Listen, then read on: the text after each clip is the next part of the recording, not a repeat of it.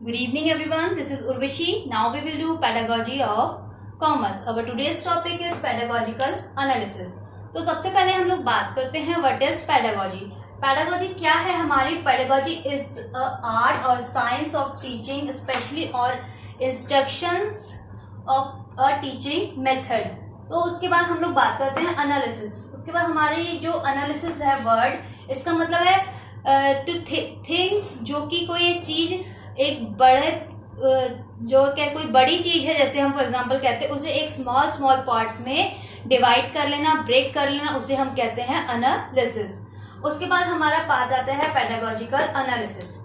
Pedagogical analysis is a logical and systematical breaking up of curriculum from the point of view of curriculum from the point of view from the purpose of its effective teaching. हम कह सकते हैं इन अ teaching process. उसके बाद हम लोग एक diagram के थ्रू इसे जब समझेंगे पेडागोजिकल एनालिसिस. इसको 2 पार्ट्स में डिवाइड कर लिया हमने, पेडागोजी एंड एनालिसिस. पेडागोजी में क्या रहता है? Teaching, science of teaching. जितनी भी साइंस की टीचिंग है रिलेटेड टू साइंस वो आ जाती है पेडागोजी में. उसके बाद एनालिसिस मीन्स ब्रेकिंग डाउन, उसको तोड़ना, ब्रेक करना. इन दोनों का एक सिस्टमेटिकली कंटेक्स्ट निकलता है, उसे कहते हैं हम systematic and effective teaching learning process. ठीक है, तो ये हो गया हमारा पेडागोजिकल एनालिसिस. इसके बाद हम लोग बात करते हैं कि एक चीज और, pedagogical analysis is both science as well as art to being a teacher. Pedagogy जो क्या है, एक साइंस और आर्ट्स जो दोनों ही है to being a teacher. Teacher के लिए एक साइंस और आर्ट दोनों चीजें हैं पेडागोजिकल. उसके बाद हम लोग बात करते हैं एस्पेक्ट्स ऑफ पेडागोजिकल एनालिसिस. इसमें हमारे आ जाते हैं कुछ पॉइंट. सबसे पहला है हमारा कंटेंट एनालिसिस. कंटेंट एनालिसिस क्या होता है? जो हमारे कंटेंट्स हैं, जितने भी किसी भी पॉइंट से रिलेटेड कुछ भी, सारी मेन जो कंटेंट्स होते हैं, मेन पार्ट्स होते हैं कंटेंट से, उन्हें एनालाइज करना, सबके बारे में एनालाइज करना, सबके बारे में सोचना, रिसर्च करना कह सकते हैं हम लोग कि क्या क्या हर एक कंटेंट का मतलब है, इसके अंदर क्या आ रहा है. ठीक है. सेकंड पॉइंट आ जाता है हमारा determination of objective. Determination of objective. Objective को डिटरमाइन करना, पूरा एक्सप्लेन करना, डिटरमाइन, डिस्क्राइब करना. ठीक है. तो इसमें ऑब्जेक्टिव में क्या क्या हो जाते हैं? ऑब्जेक्टिव जो होते हैं हमारे 2 पार्ट्स के हो जाते हैं, scholastic and second base is non scholastic. ठीक है.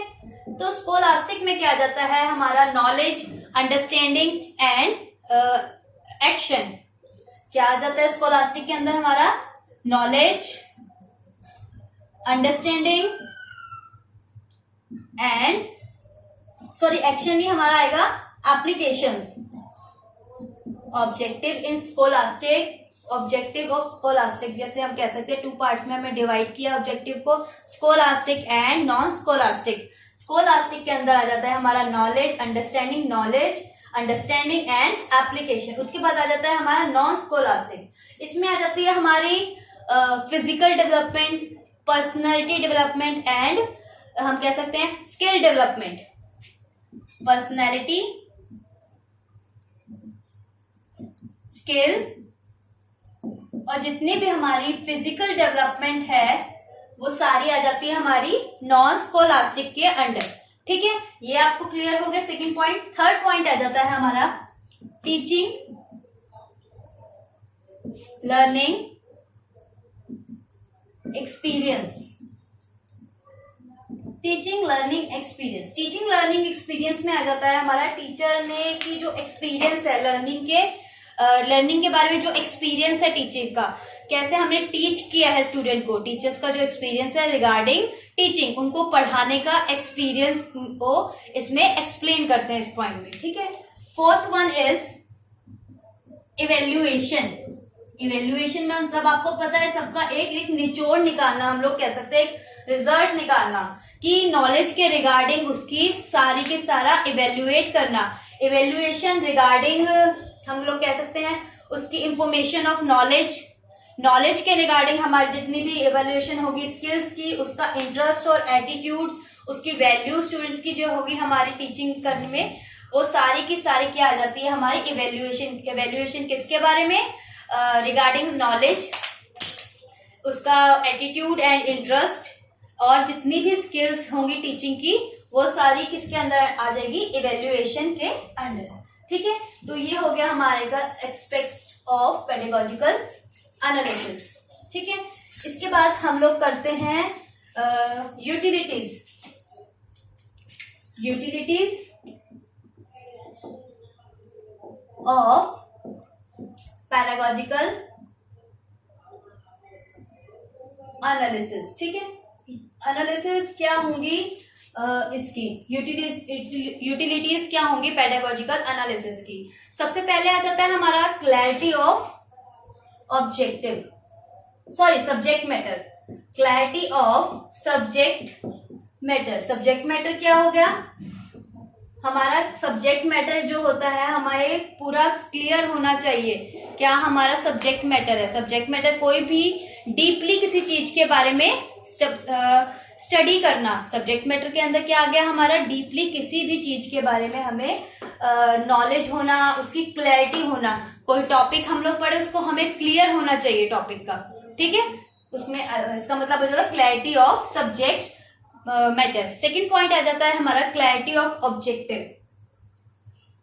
क्लैरिटी ऑफ ऑब्जेक्टिव, हमारा जो ऑब्जेक्टिव होता है, हमारा जो ऑब्जेक्टिव होगा, मेन एम होगा, मोटिव होगा जो हमारा, वो क्लियर होना चाहिए कि हमारा गोल क्या है, हमारा ऑब्जेक्टिव क्या है, वो हमें बिल्कुल क्लियर होना चाहिए। उसके बाद हम लोग बात करते हैं preparation of teaching ads and method. Preparation of teaching ads and, जो हमारी टीचिंग एड्स हैं और मेथड्स हैं वो हमें प्रिपेयर करने चाहिए। इसके अंडर जितनी भी हमारी टीचिंग एड्स और मेथड्स होंगे वो हमें प्रिपेयर करने होते हैं। उसके बाद आता है fixation of evaluation technique. Fixation of evaluation technique, जितनी भी इवैल्यूएशन टेक्निक्स होती हैं उनको फिक्स करना, ये हमारी यूटिलिटीज है पेडागोजिकल एनालिसिस की। ठीक है, नेक्स्ट पॉइंट आ जाता है knowledge of different skills. Knowledge of different skills, knowledge of different skills to be used in teaching in advance, to be used in teaching in advance। Advance में हमें different skills की knowledge होनी चाहिए, बहुत ही जरूरी पॉइंट आ जाता है। ये हमारा मेन आ जाता है पेडागोजिकल एस्पेक्ट्स की यूटिलिटीज में कि हमें एडवांस में ही सारी टीचिंग स्किल्स जो होंगी, हमारी डिफरेंट स्किल्स जो होंगी वो हमें पता होनी चाहिए। ठीक है, तो ये हो गया हमारा पेडागोजिकल एनालिसिस का टॉपिक कंप्लीट। इसके बाद हम एक छोटा सा टॉपिक करते हैं जो आपको 4 मार्क्स में आ जाता है कभी, या 1 मार्क्स में आपसे पूछा जा सकता है। ठीक है, वो है हमारा जीएसटी। जीएसटी आप सभी को पता होगा, एक छोटा सा ही टॉपिक है ये, बहुत ज्यादा इंपॉर्टेंट नहीं है, बट कभी कभी आपके कहते हैं टाइम का कुछ पता नहीं चलता तो 1 मार्क में आपसे पूछ सकते हैं व्हाट इज जीएसटी। ठीक है, 1 या 2 मार्क्स में आपको जैसे क्वेश्चंस में डिवाइड करके आ जाते हैं ना पॉइंट्स कि ये एक्सप्लेन करो, तो वैसे आपसे पूछ सकते हैं। तो एक छोटा सा टॉपिक है ये, ज्यादा बहुत बड़ा नहीं है। इसके बारे में तो आप सभी को ज्यादा नॉलेज होगी, आपको पता ही होगा, ये तो काफी टाइम से आप लोग इसके बारे में सुन रहे होंगे, न्यूज में सब चीजें है ना। तो जीएसटी की फुल फॉर्म क्या होती है हमारी? Good and service tax, goods and service tax. ठीक है, तो गुड्स एंड सर्विसेज टैक्स, तो goods and services is a new taxation structure which is almost ready to employ all over the nation, जो एक पूरे नेशन पे employ हो चुका है। एक न्यू स्ट्रक्चर है टैक्स का जिसे हम कह सकते हैं, but not the professional. But लेकिन क्या है कि जैसे प्रोफेशनल हो गए लोग या बिजनेसमैन हो गए या स्मॉल ट्रेड्स जो बिजनेस करते हैं, उनको भी कभी कभी कंफ्यूजन हो जाती है रिगार्डिंग जीएसटी की, कहाँ जीएसटी लगाना चाहिए कहाँ नहीं। तो एक इसको हम 3 पार्ट्स में डिवाइड कर दिया है कि सेंट्रल गवर्नमेंट जो है जीएसटी कैसे होगा। सबसे पहले आ जाता है जैसे CGST, central goods and services tax. तो central goods and services tax को हमें कहाँ डायरेक्टली कहाँ जाता है, ये जो इसका जितना भी अमाउंट होता है वो डायरेक्टली सेंट्रल गवर्नमेंट को ही जाता है। जो सेंट्रल जीएसटी है, सीजीएसटी है, वो सीधा डायरेक्टली जितना भी अमाउंट होता है इसका टैक्स से रिलेटेड वो सारा का सारा सेंट्रल गवर्नमेंट में जाता है। उसके बाद हम लोग बात करते हैं state GST. State, S stands for state GST. State GST का जितना भी अमाउंट होता है वो कहाँ जाता है, डायरेक्टली स्टेट गवर्नमेंट के पास। ठीक है, जितना भी स्टेट जीएसटी होता है, state government goods and service tax होता है, वो सारा का सारा कहाँ जाता है, हमारा स्टेट गवर्नमेंट के पास। उसके बाद जो थर्ड आता है हमारा इंटीग्रेटेड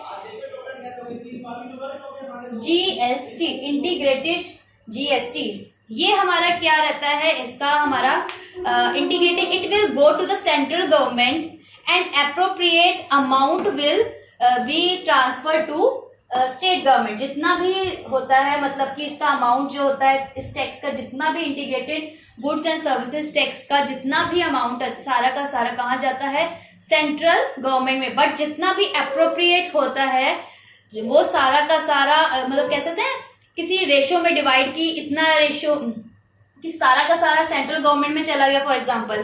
ठीक है, बट एक रेशो डिसाइड होती है कि उतना अमाउंट में से कुछ रेशो जो है वो स्टेट गवर्नमेंट के अकाउंट में ट्रांसफर कर दी जाएगी। तो वो डायरेक्टली स्टेट जितना भी अमाउंट उनका फिक्स होता है इंटीग्रेटेड जीएसटी में, वो सारा अमाउंट स्टेट गवर्नमेंट जो होती है हमारी उसमें उनके अकाउंट में ट्रांसफर कर दिया जाता है। ठीक है, तो अभी मैं थोड़ा बहुत ही एक शॉर्ट में आपको थोड़ा सा रिव्यू दिया है इस टॉपिक के बारे में। आपको आगे मैं थोड़ा सा और अपडेट कर दूंगी इससे रिलेटेड, या वैट जो टैक्स होता है हमारा एक, उसके बारे में भी मैं नेक्स्ट वीडियो में आपको थोड़ा सा एक्सप्लेन करूंगी। ठीक है, तो इससे रिलेटेड पेडागोजिकल एनालिसिस में या इसमें कोई आपको डाउट हो तो आप मुझसे पूछ सकते हैं। ठीक है, थैंक यू क्लास।